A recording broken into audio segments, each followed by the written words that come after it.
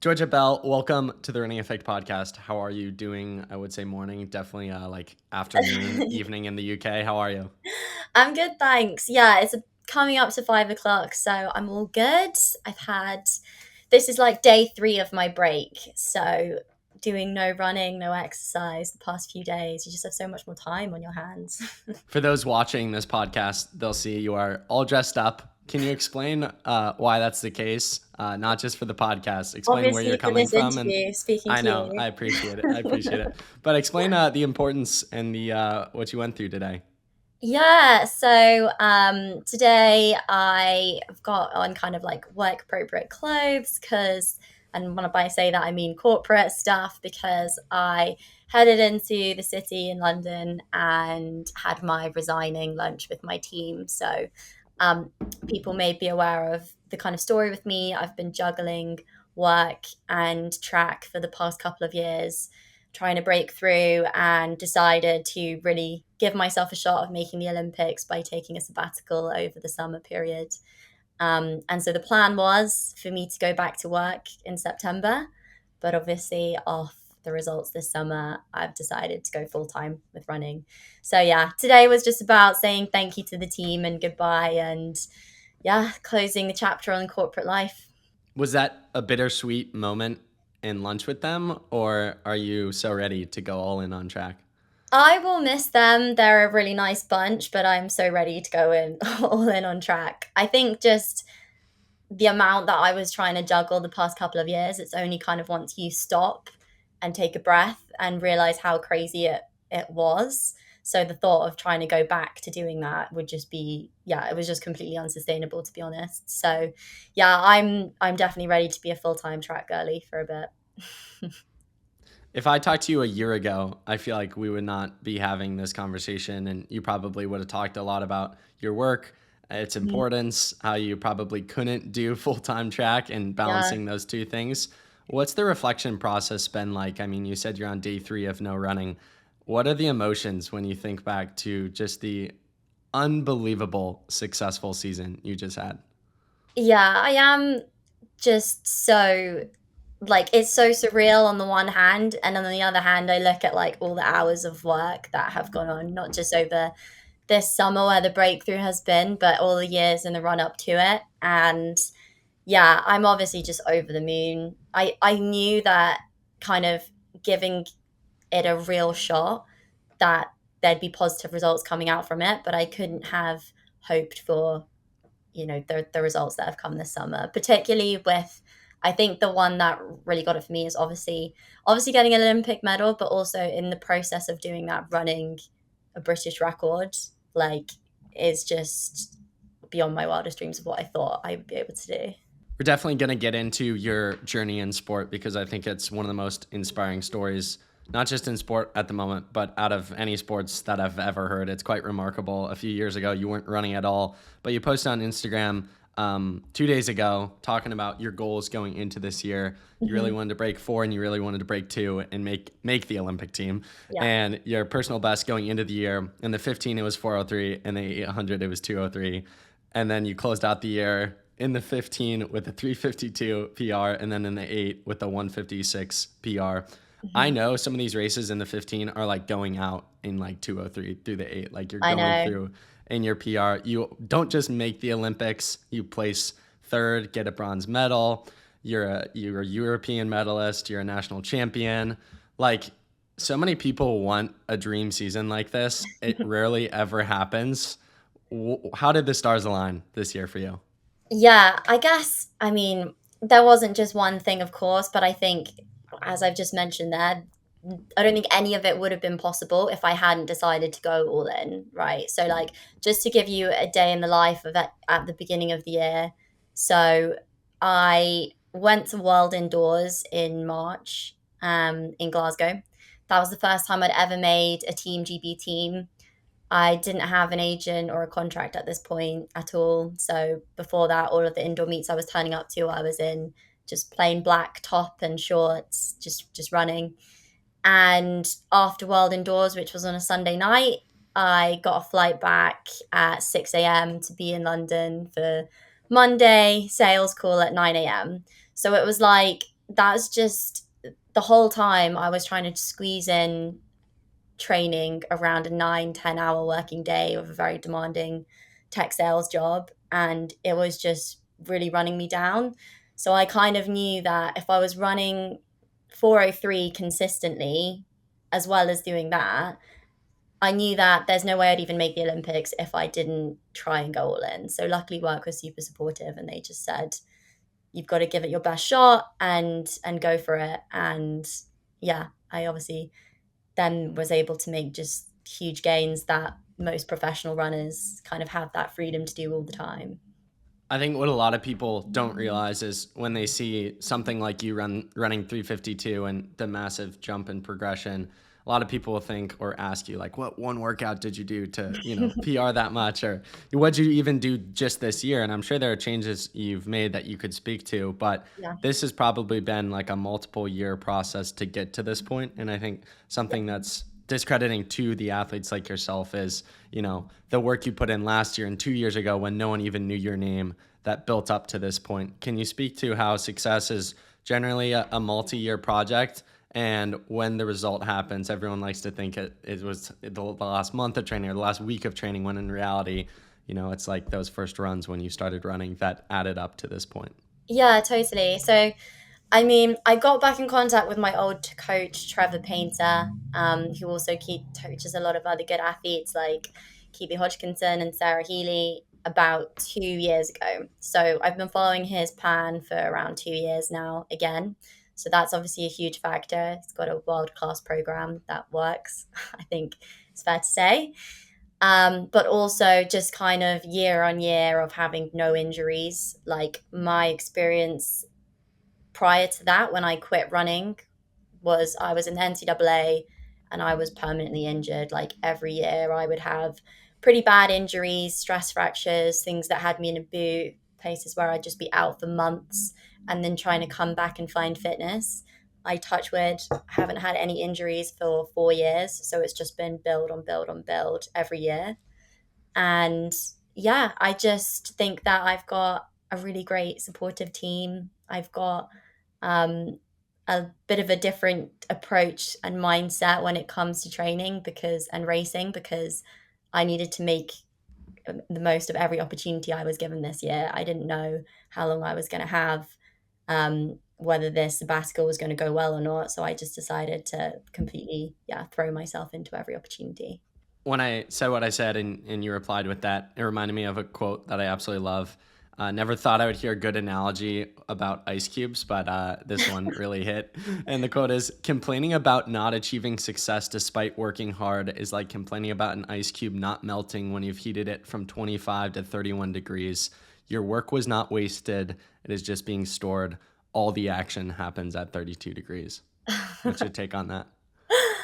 I think if I'm, yeah, like getting the analogy right, it's that, yeah, it's not an overnight thing. It's a lot that goes into it. And obviously, you will see results if you keep putting in that work, but maybe I've misunderstood the analogy. No, I think that's right on. For those listening who feel like they're in your shoes from 3 years ago, where they kind of fell out of love with the sport, Mhm. they're not really sure what to do, they haven't seen the success that they know they're capable of because of injuries or setbacks, what would you Mhm. say to them in this tough time? Yeah, I think I would just say, and I think it is just important for people to know that there isn't one set route to make it to the Olympics. Like, it would be really cool if everyone just are kind of amazing youngsters, then they go to the NCAA, they're rock stars there, then they get signed on a pro contract, they excel year on year. Some people have that experience, but actually a lot of people will have ebbs and flows in their performance. And for me, I really kind of hit a rock bottom when I left the NCAA in terms of my performance and also just like how I felt about running. And for me, mentally as well as physically, I needed a complete clean break, which is why I quit. Totally never thought I would step on a track again and went into the working world. And then over the years, I just got back into running for pleasure. Started off small, built up again, discovered other sports and ways to compete in cycling, got back in contact with my old coach, and it was just like a build up of things over time for enjoyment. And I think, yeah, anyone that is listening, And I think there are actually a lot of college athletes that graduate and they don't go pro and they kind of have a struggle with their identity of like who they are. I know I've spoken to other teammates about it.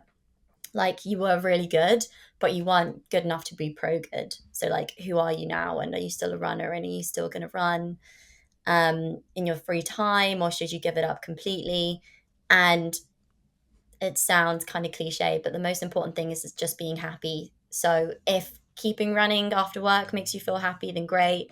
But also taking a break and coming back to when you're ready is totally fine. I'm not the first person to do it, and I'm sure I won't be the last person either.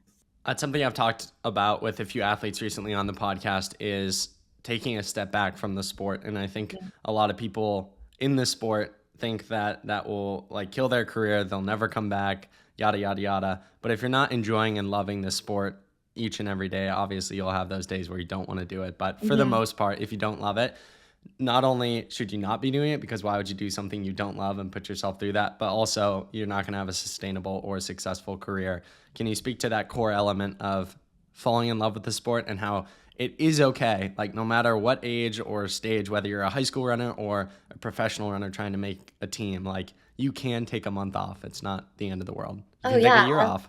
yeah. I mean, I had like I think my last race we were just talking about it was in Austin at regionals when I left the NCAA. That was in 2017, and then my first race back on a track was in 2022. So like, there's a 5 year gap, and then I made it to the Olympics. So it's not a blueprint, one size fits all of the path to get to the Olympics, and just remember that. I think, and then yeah, in terms of just loving it, you've got to enjoy it. You've got to enjoy training. Like obviously there's going to be some workouts that you're like, oof, that's tough. But if you're not enjoying racing, you won't be winning anyway. Like I don't think there's anyone, if you take people that are like consistently winning, like back to back championships, they love competing. Like they love those moments, they love racing.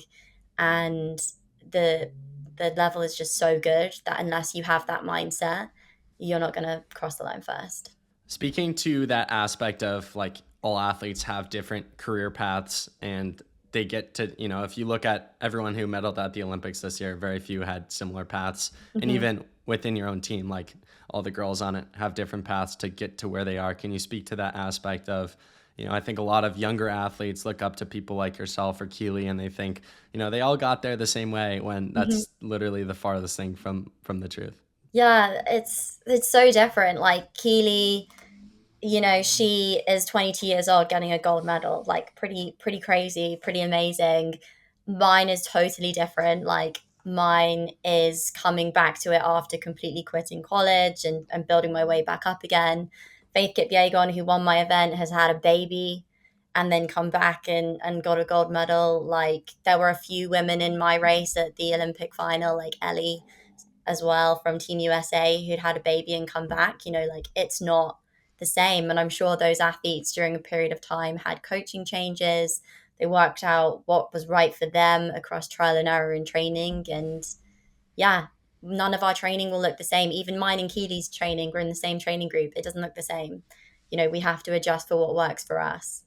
Speaking of you and Keely training with each other, what are those 800-meter sessions like with her, and what's it like being her teammate and being elevated in your own regard by just being around her, being surrounded by her and her work ethic? Yeah, she is very fast.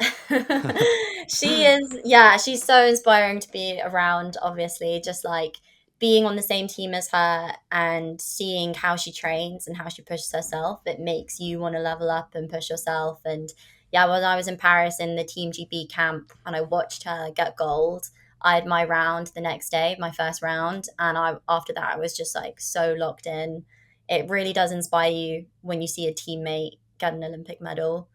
The track workouts are so hard for the 800. Like Trev sets us some horrible workouts. Like I've had to do a few of them recently, but I've been moving to more of the 800 stuff, and it's just like lactic hell. So yeah, they're a struggle. They're a struggle for sure. Going back to something you were talking about a minute ago, that race in Austin, regionals 2017, step off the track, ran 4:32. What went through your mind that day in your cool down, talking to your coach, walking away Mhm, from the track in terms of your future outlook on the sport? And if I was mhm. to go back to that 2017 version of GB and said, "You're going to win an Olympic medal in 2024," what would she have said? I would have said there was literally no way. Like before that race, I already knew that that was going to be my last race. Like I was so mentally checked out. I was so unfit. Like I had just come back from injury, but you know how it is when you're on a track scholarship. Like they still want you to race all the time, even if it's not, even if you're not quite fit. And I do understand that because you are a business deal. But like I was going into races with zero confidence, zero fitness, um, and just knew it was going to be a bad result. Like my mentality was all wrong because physically I hadn't been in a place to get those good results. So it was honestly a relief when I crossed the line. I was like, okay, I actually feel like now I've got this pressure lifted off my shoulders. And I did really enjoy the initial period of being like getting to know who I was without running. And so probably for a year, I was happy. And then after a year, I think it really hit me that I had not achieved my potential, that that that it was just a really sad situation. Like I was this really promising youngster, one of the best runners in the UK that had gone over to the US, and I just was never going to make it to the Olympics, and I wasn't a runner anymore. I was a little chubbier than I am now, like there was just nothing about me that resembled running. I hadn't gone for a run for ages, and yeah, I really struggled adjusting to my new identity without running. So then it was kind of a blessing when in disguise when lockdown came, and all I could do was get out for exercise on my own, and the love slowly started to come back. Was there a specific run, speaking to that further, between 2017 and 2022, that you had the thought, oh, maybe this is something I want to try again and give a second chance? Yeah, so I had started going for runs on my own. I didn't have a plan, didn't have a coach, but I just would kind of try and go for it on runs. I would say I'd try and do like 2 miles as fast as I could or something. So I started to see like the fitness was coming back, but also I had that competitive edge coming back again. Like, why would I care how quickly I could do 2 miles? Like, I shouldn't. But I really was like looking forward to that time of the day of seeing how far I could push myself. We have something in the UK. I don't know if you've heard of it. I don't know if you have it in the US called Park Run. Have you ever heard of that? Of Yeah. course. We don't Just have it in the trekking. US, but it's world renowned. I don't know why you guys don't have it. I feel like it would be really popular, but yeah. So that is such an easy way to measure how quick you are. Like obviously different courses and stuff, but I did a park run. I did like a pretty decent time, like just over 16 minutes, I think. And I was like, okay, like maybe I should try and sign up for a track race again and see how fast I can run a 5K on the track. And yeah, there was one going on near my house where I live in London. I had a bunch of friends in running who were still doing it. And yeah, I think it was really that park run and that 5K time that made me sign up for my first track race again. On the contrary, outside of running, were there any conversations you had with people, whether it was family members, former teammates, coaches, where people kind of pushed you in the direction of, you probably have a lot of potential, untapped potential? I think it would have been really crazy to think that I would be able to achieve anything like going to the Olympics at that point. But so no one was kind of like, you should go for it because like the Olympics is in 4 years, like it wasn't like that. But people were like, you love it. Like you just did a really good race. Like, why not? Like, just go for it. Like everyone was just super supportive.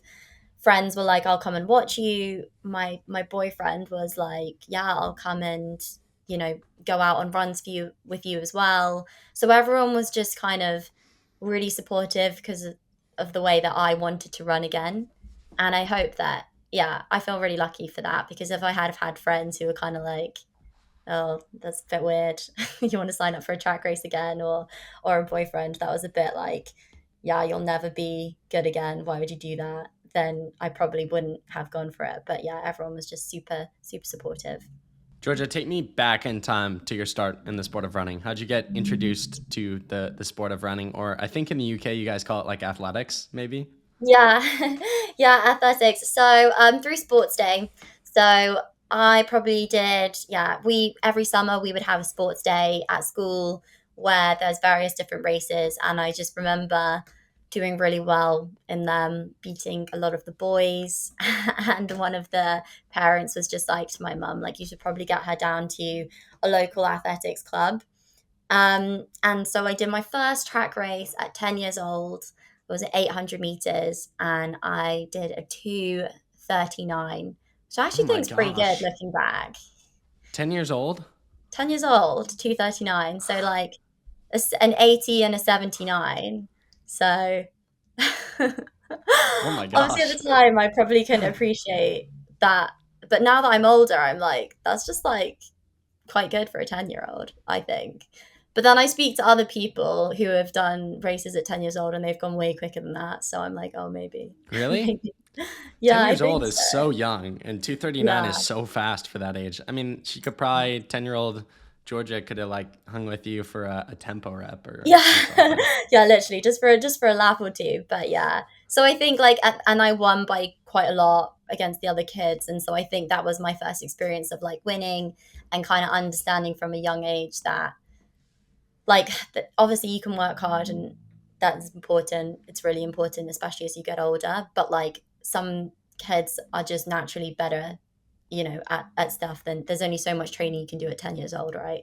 Like some kids are just naturally a little bit faster, and that's the category that I fell into, and that's kind of what kicked off a process of me going down to the local club a couple of times a week and doing races and our national championships and things like that. And I did that all the way up into my teens until I got a scholarship heading over to the US for the NCAA. Back in 2008, so way back in the day, Yeah. you were the English school's 800-meter champion.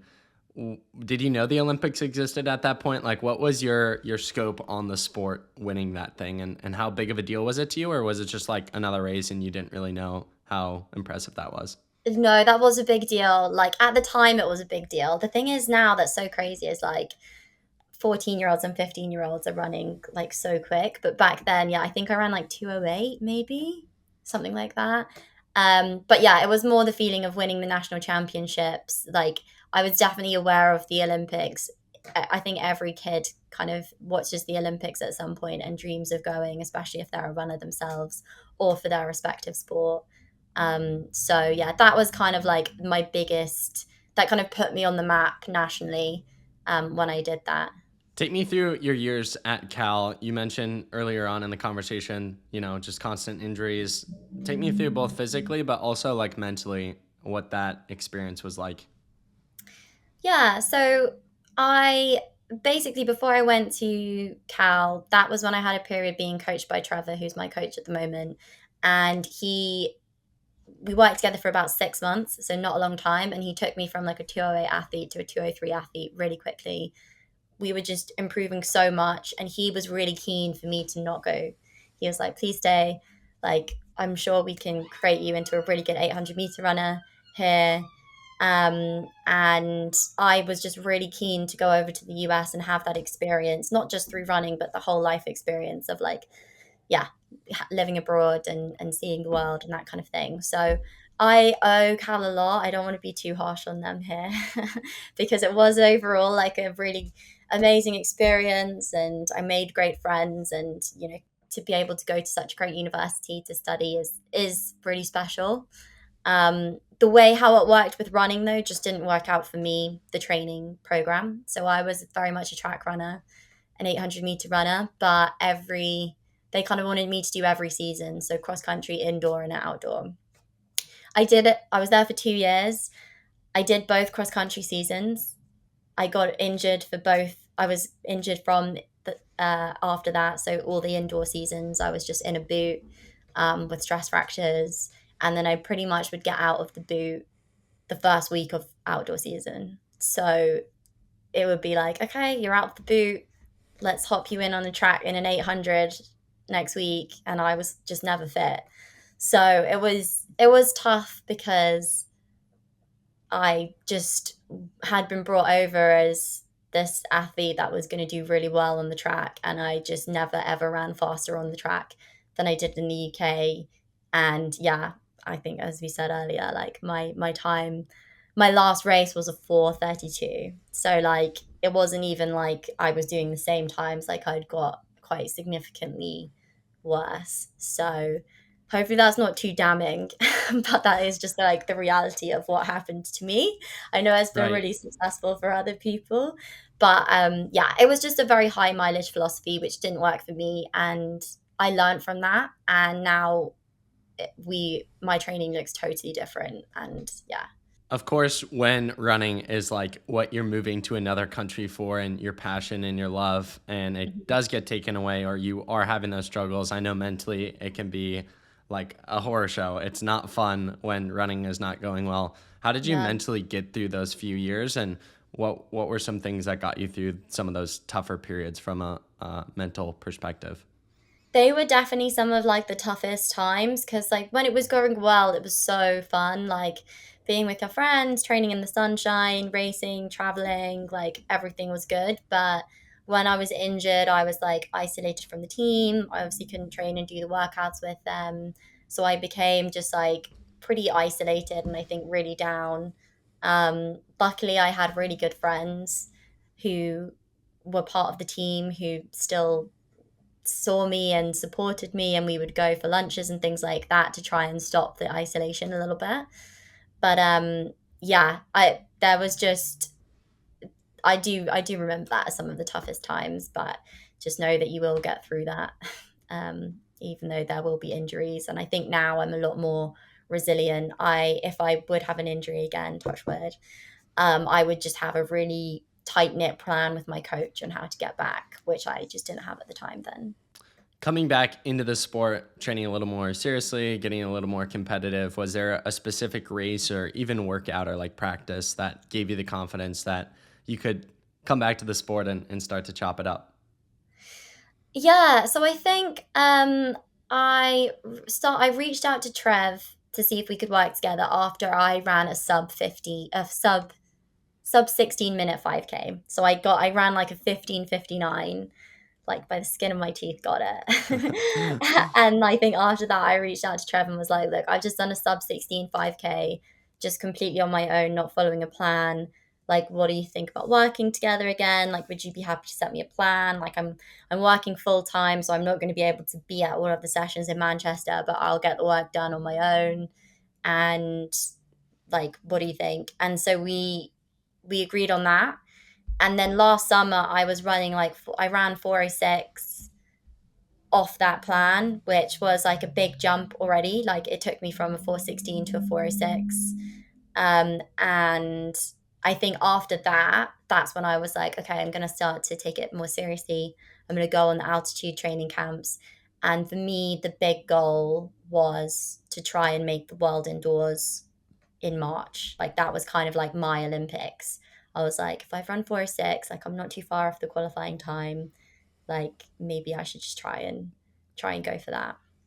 What were those early practices like with your coach and rekindling the relationship that you had so many years prior, but also you Yeah. were, such a different, not just athlete, but also, person, so much older, so much more mature, I'm sure. Yeah.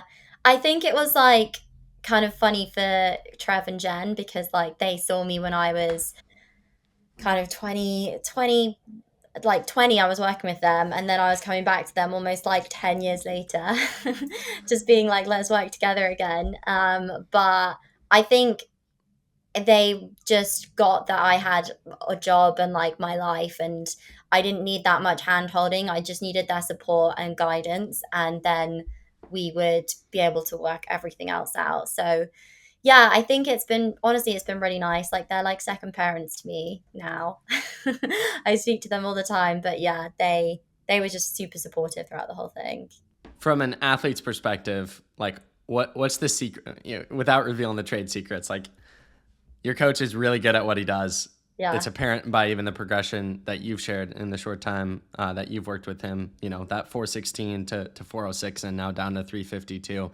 yeah. From your outsider's perspective, without sharing too many secrets, what are some things you think he does really really well that have benefited you? Yeah, I mean, I listen to other podcasts and stuff of other runners, and there's lots of different trainings. Like, we don't do the double threshold thing, like, at all. That's not what we do. We do strength based stuff. Like, we will have longer workouts. We have something called a gears run, which is where we change pace for an hour. So it's kind of like a fartlek, I guess. It's like an hour long, and you're in different zones, pushing yourself. There's no stopping, there's no break, but you're just going through different paces. That's probably like the most strength based stuff we do. And the rest of our stuff is like really lactic heavy stuff on the track. So it's very regular that there'll be like 2 reps and big recovery in between, but it's like an all out. So like on paper, it doesn't look like a lot, but those are always the sessions that make me nervous. And I think it because the intensity is just so high, and I think that intensity is really helpful for track racing now. Like, we are just exposed to that intensity a lot in training. We work really hard in training, and so I think when it gets to races, like, we're able to handle it better in yeah, that's just what I see from how I see other people train when we're on camps and things like that. There's their track workouts, I think, are like a lot more generous, whereas ours are like they're I don't know, See like God. yeah, like their ours are just like I don't know, yeah, a lot really lactic heavy, and I think that that prepares us well for racing, especially in the 800. So yeah, and I think one thing they're just really good at is just managing the different athletes that they've got. So like for me, for example, I do a lot of cycling because I've got a history of having stress fractures in the past, and that's the way that I deal with staying injury free and still getting strength based work in. Whereas other athletes in the team, they can do double the mileage for me that I'm doing. And that's one of the benefits, I think, of not having a big roster of like you might have in an NCAA team where you kind of just got to do a one size fits all thing. It's not that much personalization. But we have a smaller team. You know, there's about like 10 athletes in the group. So we can have very personalized plans for us. And yeah, luckily that works. Heading into the Olympics or some of these diamond leagues where you just absolutely crushed it or running the British record, was there a specific workout, like one of those track workouts that you can share that you walked away from the track or maybe hobbled away with the lactic and you were like, man, I'm ready to go. I'm ready to Yeah. rip. um, yeah, I mean, one of the worst sessions that he sets for us that I absolutely hate is 4 by 500. When 500 is a horrible distance, like it's really quite long, like but you're basically doing it as a flat out effort. And you have like generous recovery in between, and the reason for that is because like it's meant to be all out. So like by the fourth rep, you like I get so nervous standing on that start line for that fourth rep, as nervous as I would for a race, because I just know how painful it's going to be. But yeah, that was one of the ones where I think again, like more mentally knowing that you can get through those workouts, I think that the races are easier after that. Like you really push yourself, like physically and mentally. It's like winning those mental battles. Like that's what Trevor always says. He's like every time it's about just winning those mental battles. Like you look at the session, you don't even be able to do it. You're in the session, you really want to stop. Like you get through it, you get it done, and like that's what helps you win medals. You raced a ton this year. You might have to fact check me on this number, but I think this year alone you've raced 27 times and maybe 17 times in the outdoor season. Yeah, How 27 did races this year. Yeah, crazy. How did you like mentally stay in it, going into each of those races? And, very few athletes race that much. What is it about racing and that aspect of the sport that you love so much that you want to put your body through hell 27 times? Well, I was in kind of a weird situation this year of like I had to prove myself all indoor season to give myself a shot of getting into the right races for outdoor. That's why I started the season really early in January. So, like at that point, no agent, no brand deal, meets didn't know who I was. So only once you start racing fast do you then have other doors that open up for you. So I remember trying to message, well, I did message so many meets asking to be let in January. And only once I got let into this meet and ran a 403 did all the other doors open up. which then allowed me to run faster, and then led to me getting a Nike contract and an agent and everything like that. So part of the racing and starting really early in indoors was because of that. And then when we went into the outdoor season, I was just desperate to race as much as possible. Like I knew I was fit. I knew that it was such a privilege to be able to get into the diamond leagues because I had done the hustle of trying to do it myself, and it's not an easy thing. You can't just decide you want to go to a diamond league. There's lots of politics and business behind it. So every opportunity I got, I pretty much said yes to. And my mental state, I think, was pretty good and switched on the whole year, apart from maybe like one or two races, like one after the Olympics, one Diamond League in Poland. I was struggling a little bit to like get the same intensity and motivation. And yeah, this last Diamond League on Saturday night, the 1500, the night after the 800, the wheels didn't like completely fall off, but like it was probably one race too many. Looking back on those 27 races, let's exclude the Olympics because that was Yeah. obviously such a special race. Do you have any favorite memories or fun stories you can share from any I specific honestly one? Yeah, I honestly think that race in Dortmund, that first ever race on the 20th of January, where I was going into it hoping to run, the goal was run the world indoor qualifying time, which was, I believe it was 4:06. And so I was really trying to run 4:06, but I really wanted to make the use of that opportunity and just like ran it, ran a 4:03, and that was my favorite race because that kind of just changed everything. That kicked off a series of events that opened up so many doors for me, but it also set the tone for the whole year of just understanding that there's no point putting limits on what you can achieve because we really just don't know where I'm at, and just go in it and be brave and commit, and you'll run faster than you think. So like when I crossed the line, it was 3 seconds quicker than I was hoping to go. And yeah, I've just kind of carried that no limits mindset and determination and hope on the start line the whole way through the season. Um, and yeah, if that race had gone a bit differently, then maybe I wouldn't have been so kind of delusional, I guess, every time I lined up. We chatted about this briefly before hitting the record button, but going deeper into it on air, you mentioned to me, and you've talked about this on social media before, early on in the season, it was hard to get attention from meet directors and get into races. And you really had to put yourself out there and make a case for yourself to get on some of these start lines. You'll Hmm. probably never run into that issue again, uh, Totally. in a good way with how well the season has gone. Can you speak to that aspect of the sport from someone who is so intimately involved in it? Yeah, I just think it's good for people to know. Like, there are limited options for racing, and it is showing up on the start line.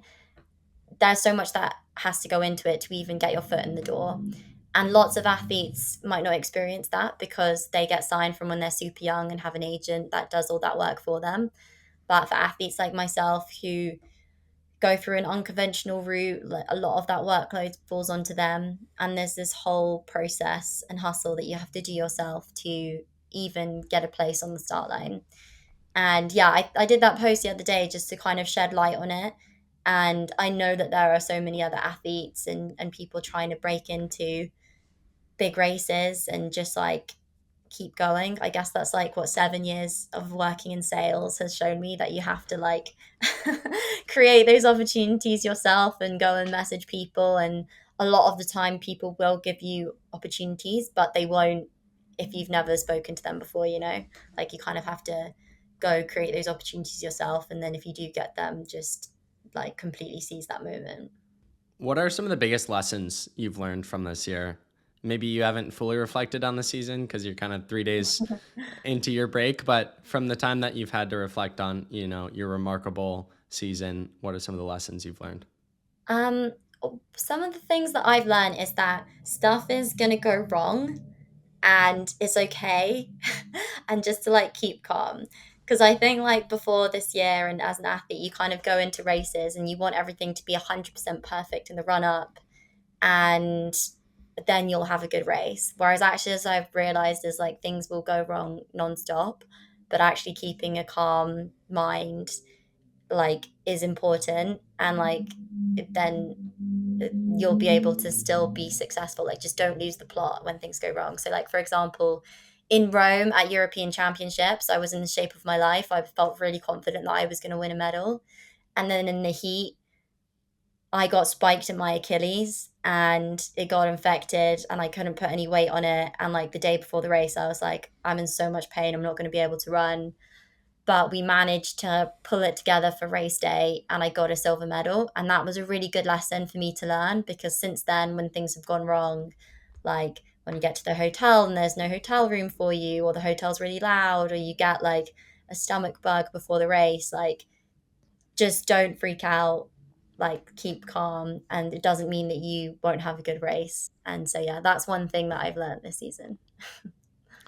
When you think ahead to, future seasons of your career and you compare it to this one, what are frameworks? I'm trying to think how to properly ask this question. On paper, this season was so unbelievably successful, right? You did things that you probably never thought you'd do and no one really saw coming. And you think to future seasons, and obviously you want to do better and replicate or even have further success.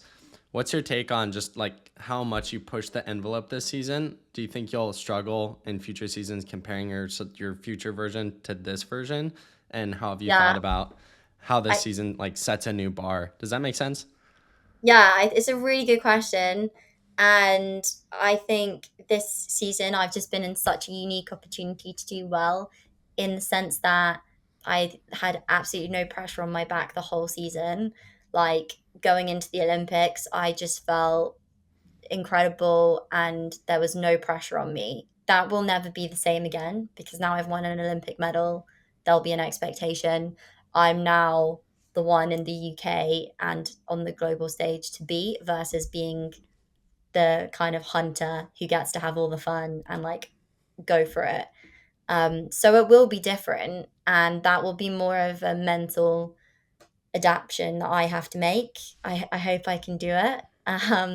There's still so many things that we can add on in training though, which gives me excitement for the future. Obviously, I'm going to be a full-time pro now. So I'll have a year of being a pro under my belt instead of 4 months. And obviously that makes me excited of what we've been able to achieve in a short period of time of being pro. So I hope that, a couple of years of being pro that the results will get better. But yeah, I think it will be more of me mentally adjusting to now having pressure and having a different kind of expectation on me. Georgia, for those who have listened to our conversation and specifically are inspired by, the remarkable season you just had, what would be the final takeaway message that you want to leave with those people? Final takeaway message that you want to send the audience home with? I just want people to know that there is no one set path to getting to the Olympics. There is no blueprint for getting to this stage. Don't let people tell you that there is. Don't let people tell you that you can't do something. If I listened to everyone who told me there was no way I was going to make the Olympics or no way that I was going to make the final, like I obviously wouldn't have achieved what I've done. And get the right people around you and love what you do. And there really are no limits as long as you put in the work and keep showing up and yeah, believe in yourself. I love it. Georgia, final question. I ask every single guest on every single podcast, and I always chuckle a little bit internally when I have UK guests on because it's all the more perfect for them. If you had Gordon Ramsay coming over to your house for dinner, what would you choose to make for him? Gordon Ramsay. Oh, I would probably do. So I have like this dish, which is like a take on a chicken pie, but it's like instead of a pie top, it's like a crumble. So it's like a chicken crumble, but it's yeah, savory. Sounds kind of funky, but it's chicken leek and bacon crumble, and it's delicious. It's my Very good. go-to dinner party dish. Quick question for you off of that. Are you excited to be home now? Because I know, like, with how much you've been racing and they put you up in hotels and they have, like, yeah, basically, you probably haven't had home cooked meals in quite some time. Did you like that lifestyle or are you excited to be back home? I've been so excited to be home. Like it's obviously an amazing lifestyle and yeah, that's great. But being home in my own bed, making a home cooked meal. Like I like cooking. I like the whole experience of that. And yeah, I'm happy to be back now. So there's been a lot of like hotel buffet food for 6 months. So yeah. Really appreciate the conversation and you taking the time to do this one. Again, I've said this multiple times in the podcast, but your story is like second to none, so inspiring. And I know it's going to have ripples as it already has in the running community. And I'm sure that, 15 years down the road, some girl is going to DM you on Instagram and be like, I kept pursuing the sport and made the Olympics because of you. So keep up the great Oh, work, and so excited to see all the things you'll accomplish in the years to come, officially now after today as a full-time professional runner. yes. Yeah. And I have to say, like, just the messages that I've got from people saying that they listened to the story or the podcast in some way, came across it, and they've got back into a sport or a hobby or something that they used to do. There's been so many people who have messaged that, and obviously that just really warms my heart. And yeah, I hope everyone's comeback journeys go well.